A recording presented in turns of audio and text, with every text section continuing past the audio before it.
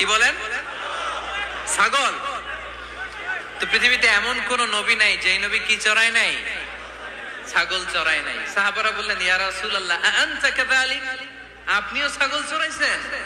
বিষ্ণু সাল্লাল্লাহু আলাইহি ওয়াসাল্লাম বললেন, না, আমিও ছাগল চড়িয়েছি। ওয়া ইন্নী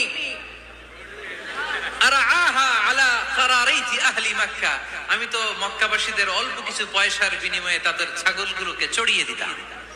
সুবহানাল্লাহ পড়বেন না? বিষ্ণু সাল্লাল্লাহু আলাইহি ওয়াসাল্লাম ছাগল চড়াতেন। ছাগল চড়ানো সহজ কাজ না কঠিন কাজ? কেন কঠিন এটা? হ্যাঁ, টেরা খুঁটি মারে। তো ছাগল যারা পালে তারা জানে ছাগল পালা কত কষ্ট।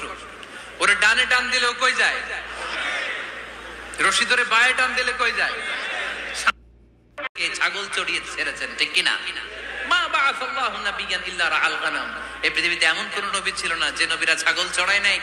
আল্লাহ বুঝাতে চাইলেন ছাগল চড়ানো অনেক কষ্টের কাজ, অনেক ধৈর্যের প্রয়োজন। এখন নবীরা তোমরা ছাগল চড়াও, কিছুদিন পর ছাগলের চেয়েও টেরা জাতি মানুষ চড়াইতে হবে। মানুষের মধ্যে টেরা আছে না নাই? ভালো বললে ভালোটা বুঝে না, ডাইনে যেতে গেলে বায়ে যায়, বায়ে যেতে বললে ডাইনে যায়, এরকম আছে না নাই? সম্মানিত ভাইয়েরা, সমস্ত সাইয়েদনা মুসা আলাইহিস সালাম ছাগল চড়িয়েছেন। সাইয়েদনা মুসা আলাইহিস সালামের মেজাজ নরম না গরম?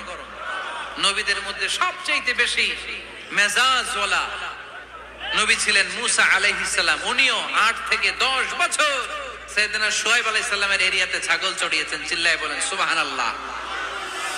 এজন্য নবীরা যেহেতু কাজ করেছে